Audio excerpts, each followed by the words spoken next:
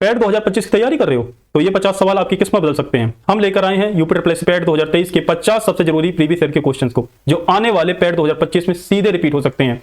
हर सवाल के साथ मिलेगा आपको सटीक आंसर और साथ ही में आसान सी ट्रिक। तो ये वीडियो लास्ट तक जरूर देखें, क्योंकि ये आपके सिलेक्शन का शॉर्टकट हो सकता है।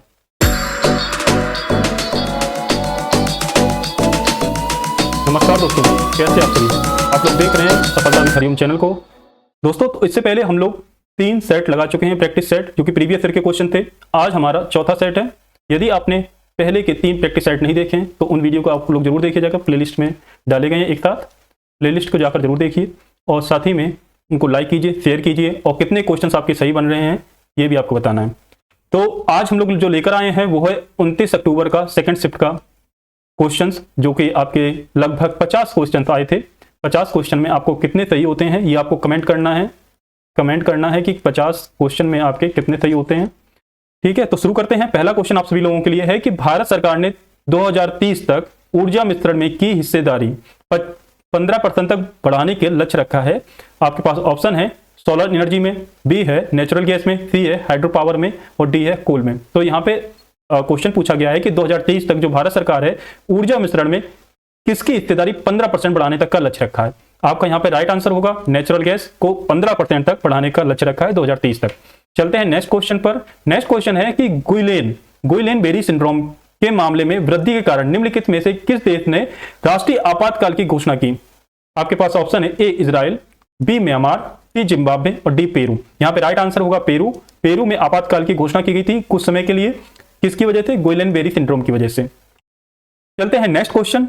नेक्स्ट क्वेश्चन आप सभी लोगों के लिए है कि भारत के निम्नलिखित में से किस रेलवे स्टेशन को यूनेस्को का एशिया पैसिफिक सांस्कृतिक विरासत पुरस्कार मिला है। आपको इन चारों स्टेशन बताना है किस रेलवे स्टेशन को UNESCO Pacific culture heritage award मिला है, ये आपको बताना है। आपके पास ऑप्शन है काचीगुड़ा रेलवे स्टेशन, जो कि तेलंगाना में है। ऑप्शन बी है हावड़ा रेलवे स्टेशन, जो कि आपके पश्चिम बंगाल में है। ऑप्शन सी है बाइकुला रेलवे स्टेशन, जो कि महाराष्ट्र में है। और ऑप्शन डी है आपके पास गुंतकल रेलवे स्टेशन, जो कि आंध्र प्रदेश में है। तो यहाँ पे जो आपका राइट आंसर होगा, जिसे पुरस्कार मिला है पैसिफिक कल्चर हेरिटेज अवार्ड जिसे मिला है, वो है आपका महाराष्ट्र, बाइकुला रेलवे स्टेशन को मिला है। चलते हैं नेक्स्ट क्वेश्चन।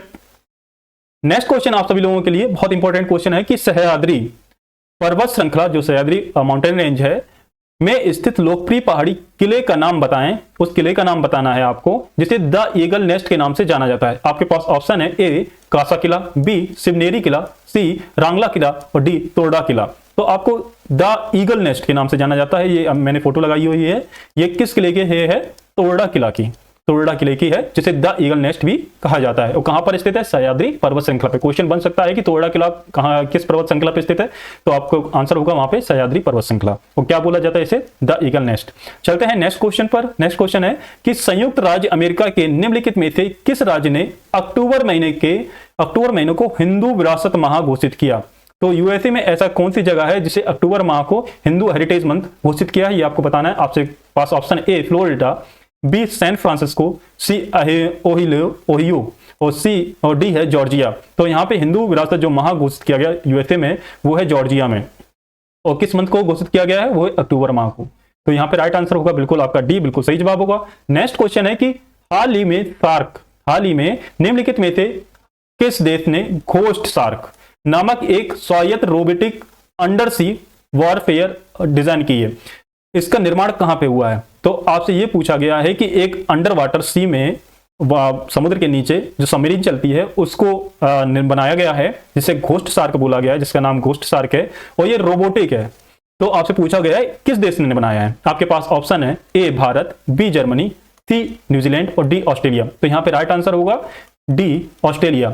और भारत की जो स्कॉर्पियन सबमरीन है, वो किस देश के साथ मिलकर बनी है, ये आपको कमेंट करके बताना है। इंडिया और साथ में किस देश ने मिलकर स्कॉर्पियन पनडुब्बी का निर्माण किया है अपने भारत में। नेक्स्ट क्वेश्चन आप सभी लोगों के लिए है। नेक्स्ट क्वेश्चन है कि घोड़े की नाल का आकार की पातालकोट घाटी रमणीय दृश्य स्थल प्रदान करने वाला तामिया हिल स्टेशन भारत के निम्नलिखित में से किस राज्य या केंद्र शासित प्रदेश में स्थित है। तो घोड़े की नाल से की आकार का एक पातालकोट घाटी है, वो किस राज्य में है, ये आपसे पूछा गया है, जिसे तामिया हिल स्टेशन पूछा गया है। तो तामिया हिल स्टेशन कहां पर है और किस राज्य में है, ये आपसे पूछा गया है। आपके पास ऑप्शन है ए कर्नाटक, बी गोवा, सी पांडिचेरी और डी मध्य प्रदेश। तो ये घोड़े की नाल की पातालकोट जो घाटी है, यहाँ पे तामिया हिल स्टेशन है, ये आपकी मध्य प्रदेश में है। कहां पे? मध्य प्रदेश। और मध्य प्रदेश में कहां पर है? छिंदवाड़ा में। छिंदवाड़ा में। चलते हैं नेक्स्ट क्वेश्चन।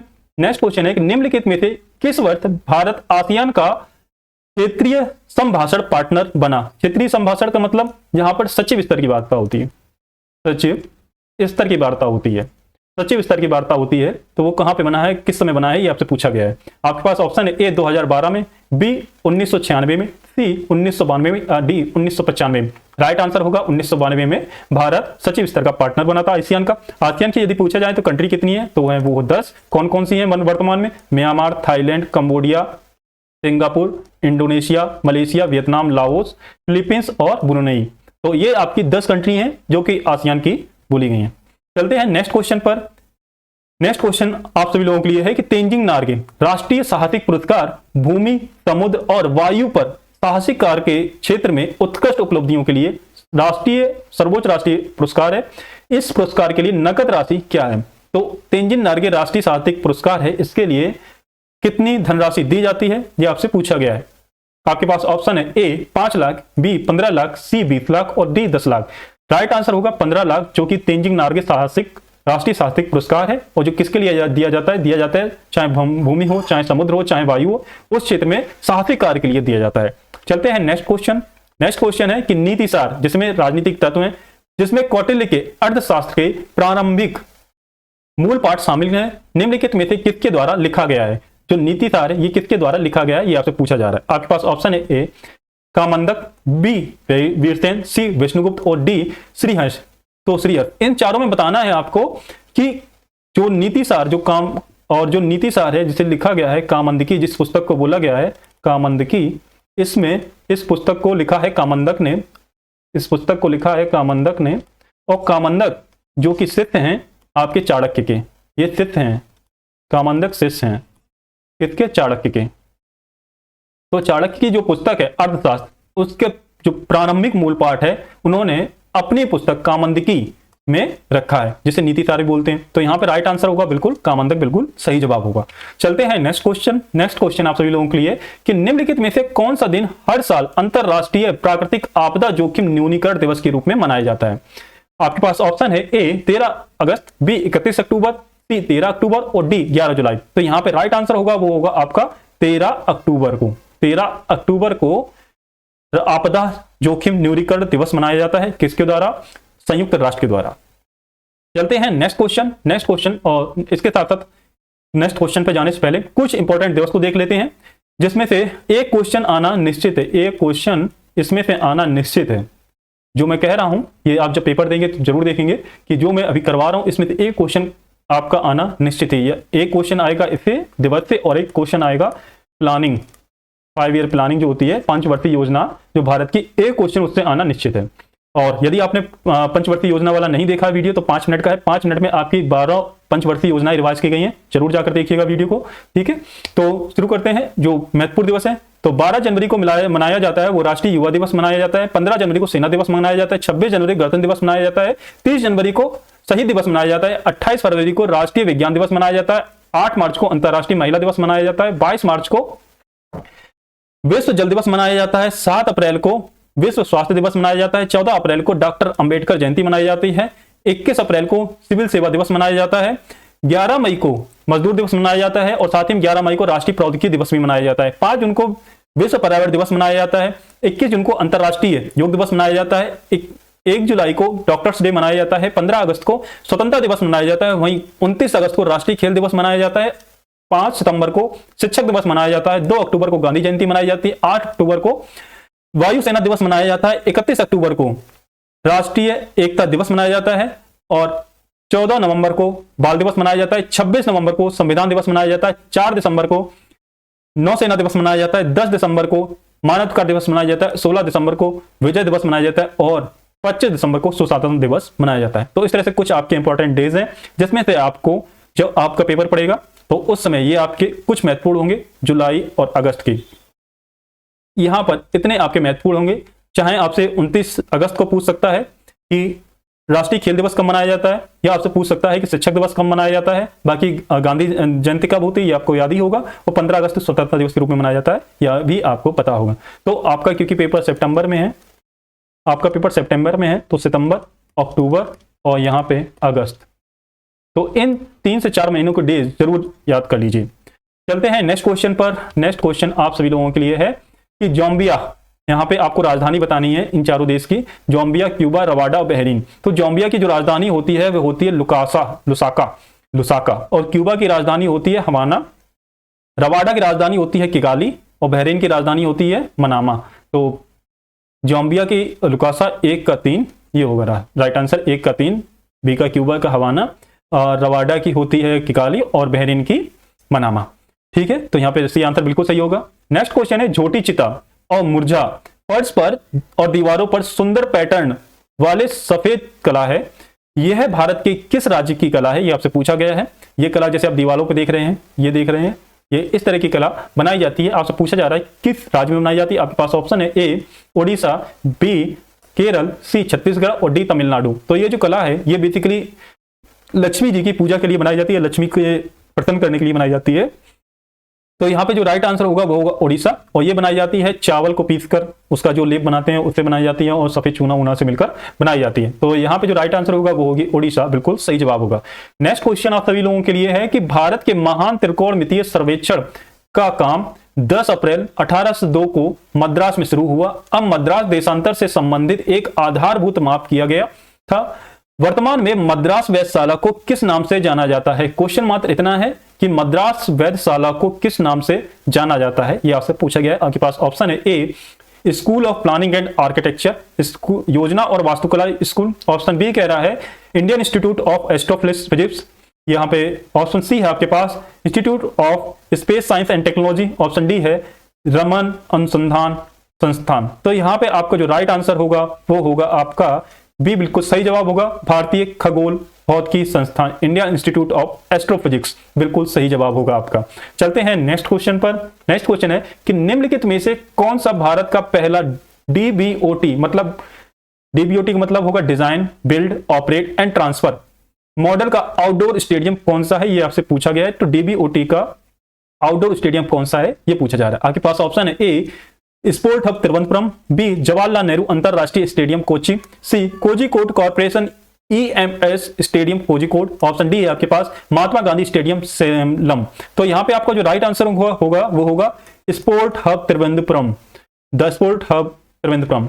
नेक्स्ट क्वेश्चन आप सभी लोगों के लिए है कि अकबरनामा खंड किस खंड में अकबर के प्रशासन, घर, सेना, राजस्व और उसके साम्राज्य के भूगोल से संबंधित, जिसे आईने अकबरी के नाम से जाना जाता है, किस खंड में है, वर्णित है।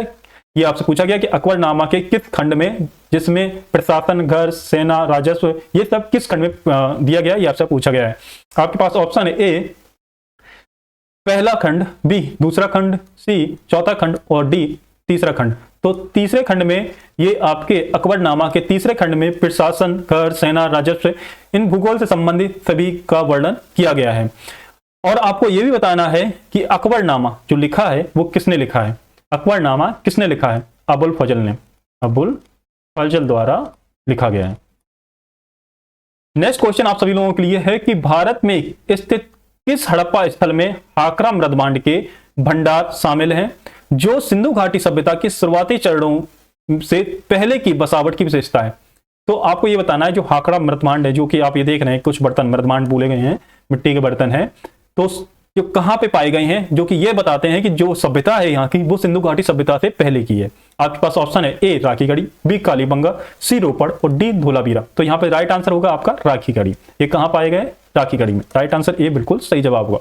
नेक्स्ट क्वेश्चन आप सभी लोगों के लिए है, माना जाता है गौतम बुद्ध जो थे, गौतम बुद्ध ने अंतिम अनुभूति के लिए बौद्ध गया जाने से पहले 6 साल तक निम्नलिखित में से किस स्थान पर पवित्रता पूर्वक ध्यान किया था। आपके पास ऑप्शन है ए लुम्बिनी, बी सारनाथ, सी डुंगेश्वरी गुफा और डी कुशीनगर। तो आपको यहां पे बताना है कि इन चारों में से किस स्थान पर लगभग 6 साल तक महात्मा गौतम बुद्ध ने यहां पर तपस्या की थी।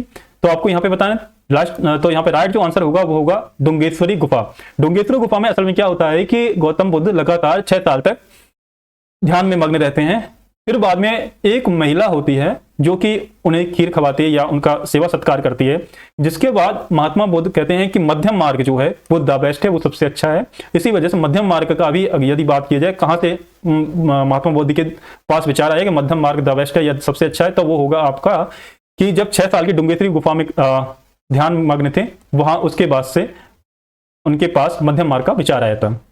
नेक्स्ट क्वेश्चन आप सभी लोगों के लिए है कि निम्नलिखित में से कौन सी हर्षवर्धन की पहली राजधानी थी?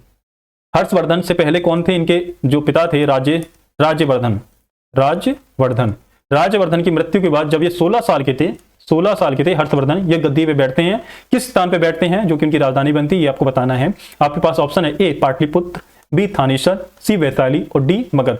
तो थानेसर में इनकी राजधानी होती है, तो राइट आंसर होगा बी, बिल्कुल सही जवाब। नेक्स्ट क्वेश्चन है कि सुभाष चंद्र बोस ने 1944 में मोइरांग में INA ध्वज फहराया था।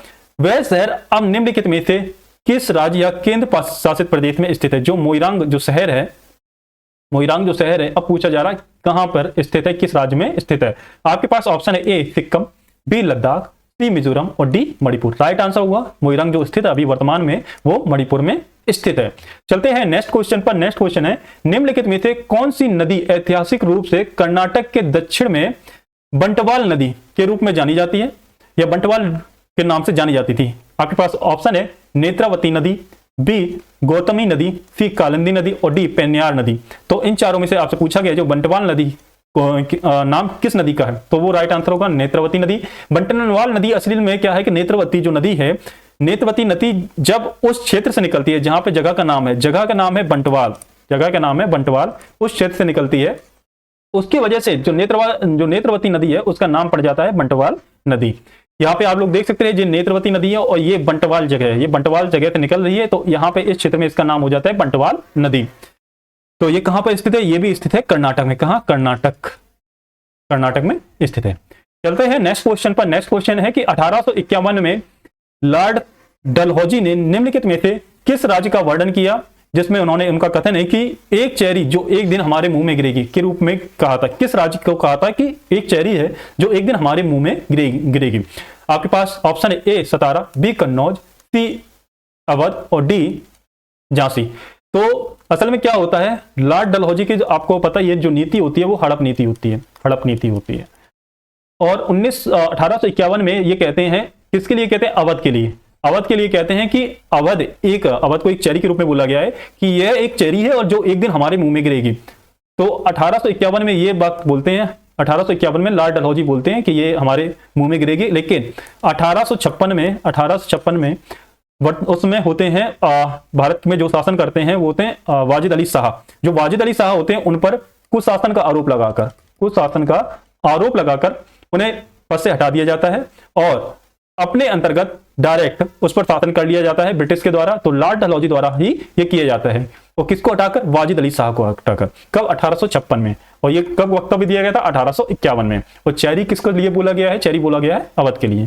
ठीक है, तो यहाँ पे नेक्स्ट क्वेश्चन चलते हैं। नेक्स्ट क्वेश्चन है कि भारतीय राष्ट्रीय आंदोलन के दौरान कांग्रेस मंत्रालयों ने कब इस्तीफा दिया था? आपके पास ऑप्शन है ए 1938, बी 1939, सी 1941 और डी 1940। असल में होता क्या है, कांग्रेस मंत्रालय 1937 में चुनाव होता है। जब 1934 में चुनाव होता है तो 8 राज्यों से कांग्रेस जीत जाती है। होता क्या है, द्वितीय विश्व युद्ध के दौरान, द्वितीय विश्व युद्ध में भारत के जो इस समय शासन कर रहा है आपके कांग्रेस से पूछे बिना भारत को शामिल कर लिया जाता है द्वितीय विश्व युद्ध में। तो इससे रुष्ट होकर, इससे नाराज होकर 1939 को कांग्रेस के सभी लोग जो 8 राज्यों में होते हैं सभी लोग अपना इस्तीफा दे देते हैं। जिसके बाद मतलब 28 कुल 1937 से 1939 तक लगभग 28 महीने तक शासन के लोगों का कांग्रेस का चलता है। और 28 महीने बाद ये लोग इस्तीफा दे देते हैं। और इसी को जब ये इस्तीफा देते हैं, इसी को मुस्लिम लीग वो बोलती है मुक्ति दिवस। मुस्लिम लीग मुक्ति दिवस के रूप में मनाती है कि कांग्रेस ने सभी लोगों ने इस्तीफा दे दिया है, अब ये मुक्ति दिवस के रूप में। तो मुक्ति दिवस के रूप में यदि कहा जाए कि क्वेश्चन बने यदि मुस्लिम लीग है कि मुक्ति दिवस कब मनाती है, तो वो 1939 और क्यों मनाती है, कांग्रेस के सभी लोगों ने इस्तीफा दे दिया था। आई होप आप लोगों को क्वेश्चन क्लियर हो गया होगा। और आपने से कल कोई क्वेश्चन डिस्कस किया गया था, डायरेक्ट एक्शन डे, प्रत्यक्ष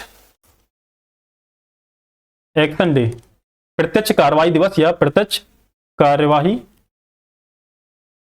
दिवस। मुस्लिम लीग प्रत्यक्ष कार्रवाई दिवस या डायरेक्ट एक्शन डे किस ईयर को मनाती है और क्यों मनाती है, ये आप सभी लोग कमेंट करके बताना है। यदि आपको नहीं पता तो आप पिछली वीडियो देखिए जाकर, पिछली क्लास में हमने डिस्कस किया है। चलते हैं नेक्स्ट क्वेश्चन पर। नेक्स्ट क्वेश्चन है कि 1942 में वस्टन चर्चिल है, इस समय ब्रिटेन के जो प्रधानमंत्री है, द्वारा गांधी जी और कांग्रेस के साथ समझौता करने का प्रयास करने के लिए किसे भारत में भेजा था। तो 1942 में जो भेजा था वो भेजा था सर स्टैफोर्ड क्रिप्स को भेजा था।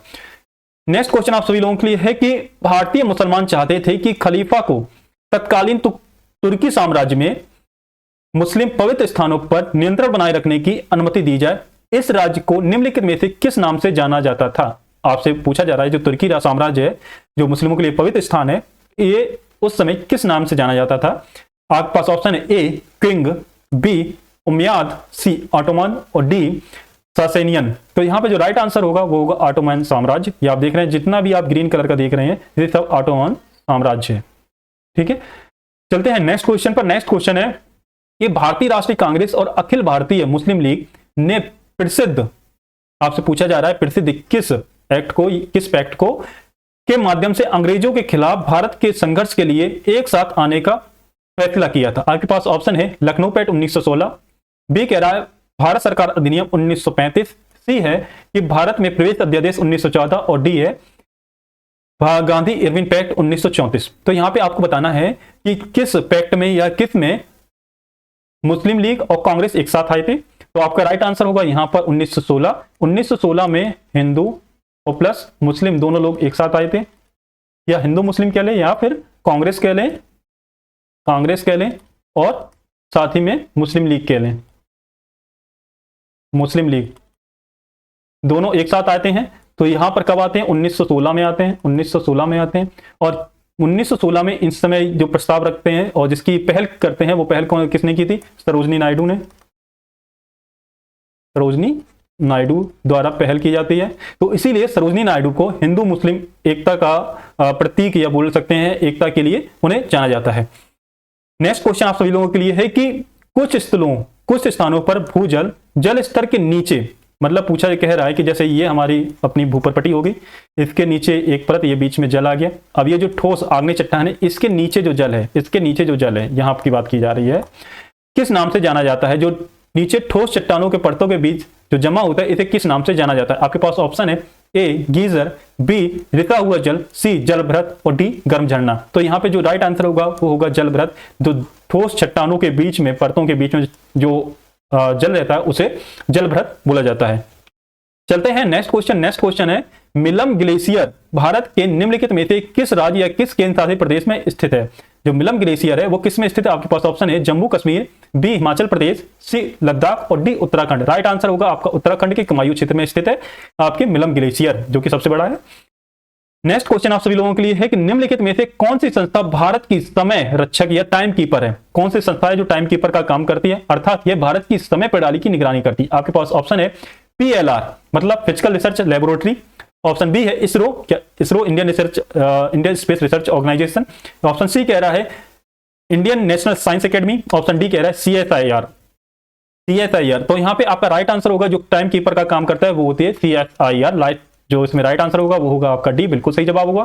नेक्स्ट क्वेश्चन आप सभी लोगों के लिए कि भारत का थार महोत्सव विश्व की सबसे घनी आबादी वाला महोत्सव है, जिसकी जनसंख्या का घनत्व कितना है, ये आपसे पूछा जा रहा है। आपके पास ऑप्शन है ए 75 व्यक्ति प्रति वर्ग किलोमीटर, ऑप्शन बी कह रहा है 83 व्यक्ति प्रति वर्ग किलोमीटर, ऑप्शन सी कह रहा है 70 व्यक्ति प्रति वर्ग किलोमीटर, या ऑप्शन डी कह रहा है 45 व्यक्ति प्रति वर्ग किलोमीटर। तो यहाँ पे जो राइट आंसर होगा वो होगा आपका 83 व्यक्ति प्रति वर्ग किलोमीटर में पाया जाता है। आपके भारत में थाल महोत्सव में रहने वाला व्यक्ति है जो वो 83 व्यक्ति प्रति वर्ग किलोमीटर में रहता है। नेक्स्ट क्वेश्चन आप सभी लोगों के लिए है कि हरित क्रांति के संदर्भ में जो HYB बीज क्या है, जिन्हें चमत्कारी बीज भी कहा जाता है। तो HYB का आपको यहां पर फुल फॉर्म पूछा गया है। आपके पास ऑप्शन है ए होमो उपज, बी संकर उपज या hybrid yield variety, option C कह रहा है हेटरो यील्ड वेरिएशन, और ऑप्शन सी कह रहा है उच्च उपज वाली किस्में या हाई यील्ड वेराइटी। तो यहां के पास आपके पास ऑप्शन है कि इन चारों में से कौन सा सही होगा। HYV का फुल फॉर्म क्या होता है और जिसे चमत्कारी बीज भी बोला गया, तो यहां पे आपके पास राइट आंसर होगा डी हाई यील्ड वेराइटी वाले बीज, जिसे चमत्कारी बीज भी बोला जाता है। यदि बात की जाए ये कब होता है, 1960 में भारत में क्रांति आती है 1960 में। और 1960 कौन सी 5 ईयर प्लान या कौन सी 1960 के बाद से कौन सा पंचवर्षीय योजना शुरू होती है। हालांकि वो असफल रहती है, लेकिन फिर भी आपसे पूछा जा रहा है कि पंचवर्षीय योजना जो होती है 1960 में कौन सी चल रही होती है और किस वजह से वो फेल होती है। और भारत में हरित क्रांति की यदि जनक को बोला जाए तो किसे भारत की बात की जाएगी तो क्या बोला जाएगा, स्वामीनाथन होते हैं। और यदि बोला जाए कि विश्व में हरित क्रांति जनक कौन होते हैं, तो होते हैं नॉर्मन बोरलॉग। ठीक है, तो ये आपका क्वेश्चन यहाँ पे क्लियर हो जाएगा। तो यहाँ पे राइट आंसर हुआ आपका डी। चलते हैं नेक्स्ट क्वेश्चन आप सभी लोगों के लिए है कि यह सुनिश्चित करने के लिए जीएसटी का लाभ उपभोक्ताओं तक पहुंचाया जाए, सरकार ने राष्ट्रीय मुनाफाखोरी रोधी प्राधिकरण नेशनल एंटी प्रॉफिटियरिंग अथॉरिटी की स्थापना की, लेकिन 1 दिसंबर 2022 को सभी जीएसटी मुनाफाखोरी की शिकायतों का निपटारा किस संगठन द्वारा किया जाता है।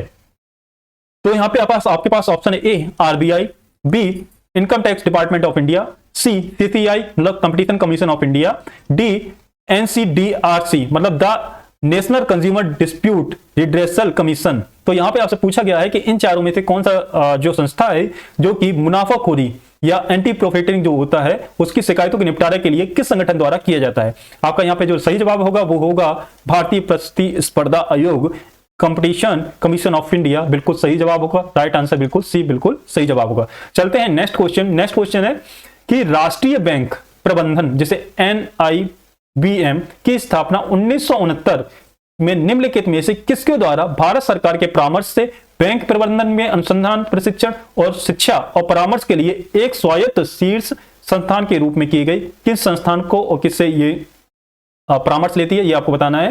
तो आपके पास ऑप्शन है India infrastructure finance company limited, option B कह रहा है reserve bank of India, option C कह रहा है national development financing infrastructure and development, option D कह रहा है export import bank of India. तो यहां पे आपसे पूछ रहा है कि 1969 में जो NIBM की स्थापना है किसके द्वारा की गई है।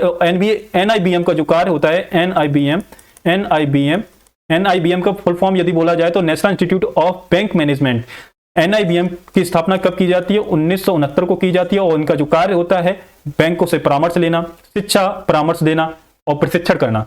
तो ये NIBM का कार्य होता है और NIBM की स्थापना किसके द्वारा की जाती है, RBI के द्वारा की जाती है। तो राइट आंसर यहां पे होगा आपका बी, बिल्कुल सही जवाब होगा। चलते हैं नेक्स्ट क्वेश्चन है कि 11वीं पंचवर्षीय योजना की अवधि क्या थी। आपके पास ऑप्शन है ए 2012 से 2017, बी 2007 से 2012, सी 2002 से 2007 और डी कह रहा है 1997 से 2002। तो 11वीं पंचवर्षीय योजना की टाइमिंग थी 2007 से 2012, बिल्कुल सही जवाब होगा। राइट आंसर बी होगा। नेक्स्ट क्वेश्चन आप सभी लोगों के लिए है कि निम्नलिखित में से कौन सा 1991 में नई आर्थिक नीति NEP न्यू इकोनॉमिक पॉलिसी के तहत संरचनात्मक समायोजन कार्यक्रम का हिस्सा नहीं थी। 1991 के तहत पूछा जा रहा है। आपके पास ऑप्शन है ए औद्योगिक सुधार या इंडस्ट्रियल रिफॉर्म, ऑप्शन बी कह रहा है टैक्स सुधार, टैक्स रिफॉर्म, ऑप्शन सी कह रहा है बैलेंस ऑफ पेमेंट, भुगतान संतुलन के समायोजन, और ऑप्शन डी कह रहा है राजकोषीय सुधार। तो आपसे कह रहा है NEP का हिस्सा कौन सा नहीं थे, तो वो था NEP का हिस्सा जो नहीं थे वो तो बैलेंस ऑफ पेमेंट एडजस्टमेंट। ये किसकी थी, ये मैक्रो इकोनॉमिक सेटलमेंट MES का हिस्सा थी। MES का जो हिस्सा थी वो ये थी भुगतान संतुलन का समायोजन MES के अंतर्गत आता था। बाकी जो 3 थी NEP न्यू इकोनॉमिक पॉलिसी के अंतर्गत जो आती थी उसमें इंडस्ट्रियल रिफॉर्म भी आ जाता, टैक्स रिफॉर्म भी आ जाता और फिस्कल रिफॉर्म भी था। चलते हैं नेक्स्ट क्वेश्चन पर। भारतीय संविधान का कौन सा अनुच्छेद मुख्यमंत्री के कर्तव्य को परिभाषित करता है। आपके पास ऑप्शन है आर्टिकल 162, ऑप्शन बी है आर्टिकल 170, ऑप्शन सी है आर्टिकल 165 और ऑप्शन डी है आर्टिकल 167। तो मुख्यमंत्री के जो कर्तव्य हैं वो आर्टिकल 167 में दिए गए हैं। आर्टिकल 165 किससे संबंधित था, आर्टिकल 165 संबंधित होता है आपके महाधिवक्ता से। ठीक है, महाधिवक्ता संबंधित होता है। आर्टिकल 170 किससे संबंधित होता है, विधानसभा की संरचना संबंधित, विधानसभा की संरचना। और 162 किससे संबंधित होता है, 162 संबंधित होता है राज्य की कार्यपालिका की शक्ति की। कार्यपालिका की शक्ति, राज्य की कार्यपालिका की शक्ति। ठीक है, चलते हैं नेक्स्ट क्वेश्चन पर। नेक्स्ट क्वेश्चन आप सभी लोगों के लिए है कि 13 दिसंबर 1946 को संविधान सभा के उद्देश्य प्रस्ताव किसके द्वारा पेश किया गया था? तो उद्देश्य प्रस्ताव किसके द्वारा पेश किया गया था, यह आपसे पूछा गया है। आपके पास ऑप्शन है जवाहरलाल नेहरू, बी सरदार वल्लभ भाई पटेल, सी सरोजिनी नायडू और डी डॉक्टर राजेंद्र प्रसाद। तो उद्देश्य प्रस्ताव पेश किया गया था पंडित जवाहरलाल नेहरू के द्वारा 13 दिसंबर 1946 को। नेक्स्ट क्वेश्चन है कि किस अनुच्छेद के तहत आपातकाल के दौरान मौलिक अधिकारों का निलंबन किया जा सकता है? आपके पास ऑप्शन है ए 356, बी 359, सी 344 और सी 345। तो आर्टिकल 356 के तहत जब आपातकाल लागू किया जाता है तो उस समय आपके मौलिक अधिकारों का निलंबन किया जा सकता है। ऑप्शन बी यहाँ पे 359 जो आपका होगा वो 359 किससे? राष्ट्रपति शासन संबंधित है। आर्टिकल 344 और 345 आपके भाषा संबंधित, राजभाषा से संबंधित है। नेक्स्ट क्वेश्चन आप सभी लोगों के लिए है कि ब्रिटिश प्रधानमंत्री रैमसे मैक्डोनाल्ड द्वारा बनाया गया सांप्रदायिक पुरस्कार निम्नलिखित में से किसका परिणाम था? आपके पास ऑप्शन है ए द्वितीय गोलमेज सम्मेलन, बी प्रथम गोलमेज सम्मेलन, सी भारत सरकार अधिनियम 1919 और डी पूना समझौता। तो जो पुरस्कार सांप्रदायिक पुरस्कार था वो आपके द्वितीय गोलमेज सम्मेलन का परिणाम था। नेक्स्ट क्वेश्चन आप सभी लोगों के लिए लेक्टोमीटर निम्नलिखित में से किस सिद्धांत के नियम पर कार्य करता है? आपके पास ऑप्शन है ए पास्कल सिद्धांत, बी न्यूटन सिद्धांत, सी बर्नौली सिद्धांत और डी आर्किमिडीज सिद्धांत। तो जो लेक्टोमीटर जो होता है एक पेन के तरीके का होता है, उसके आगे निप लगी होती है, एक पेन के तरीके का होता है जो कि एक घनत्व के सिद्धांत पे काम करता है, जिसका घनत्व जैसे कोई अगर दूध ऑरिजिनल है या एकदम शुद्ध दूध है तो वहां पे लेक्टोमीटर कम डूबेगा, पूरा डूबेगा नहीं। यदि उसमें मिलावट की गई तो वो ज्यादा डूब जाएगा। तो बेसिकली वो घनत्व पे काम करता है जो कि आर्किमिडीज का सिद्धांत होता है। तो राइट आंसर होगा आपका डी, बिल्कुल सही जवाब होगा। नेक्स्ट क्वेश्चन आप सभी लोगों के लिए है कि लोकतंत्र और विकास के लिए पंचायती राज संस्थानों के पुनरुद्धार पर एक अवधारणा पत्र तैयार करने के लिए किस समिति को नियुक्त किया गया था? आपके पास ऑप्शन ए राजेश पंत विशेषज्ञ समिति, बी बादुला समिति, सी शिवरामन समिति और डी LM सिंघवी समिति। तो पंचायती राज संस्थानों के पुनरुद्धार के लिए जो समिति का गठन किया गया था वो थी LM सिंघवी समिति। राइट आंसर होगा डी, बिल्कुल सही जवाब होगा। नेक्स्ट क्वेश्चन है भारत के डिब्बों पर जिंक के स्थान पर निम्नलिखित में से किस धातु से लेप लगाया जाता है? तो आपके पास ऑप्शन है ए लोहा, बी मैग्नीशियम, सी लेड और डी टिन। तो जिंक, क्योंकि जिंक क्या होता है, जिंक अम्ल और क्षार से कुछ भी यदि खाना रखोगे या तो एसिड होगा या बेस होगा, उसमें थोड़ा नहीं थोड़ा तो होगा ही। तो वो एसिड और बेस के साथ क्रिया कर लेते हैं, इसी वजह से जो लेप लगाया जाता है वो लेप लगाया जाता है टिन का। किसका? टिन का। राइट आंसर होगा डी, बिल्कुल सही जवाब होगा। तो यहां पर आप लोगों के 50 क्वेश्चन कंप्लीट होते हैं। आप लोगों के 50 क्वेश्चन कंप्लीट होते हैं। आप लोगों के कितने क्वेश्चन सही हुए ये सभी लोग कमेंट करके बताना, और जो क्वेश्चन पूछे गए हैं वीडियो में वो जरूर कमेंट करना कि आंसर उनका देना है। ठीक है, और साथ में ये बतानी है आपको क्लास कैसी लगी, हमारी क्लास कैसी लगी, और दोस्तों के साथ ज्यादा ज्यादा शेयर करना है, और साथ ही में अपनी तैयारी को अच्छे से करना है। ठीक है, तो मिलते हैं हम लोग नेक्स्ट वीडियो में। तब तक के लिए धन्यवाद, अपना ख्याल रखें।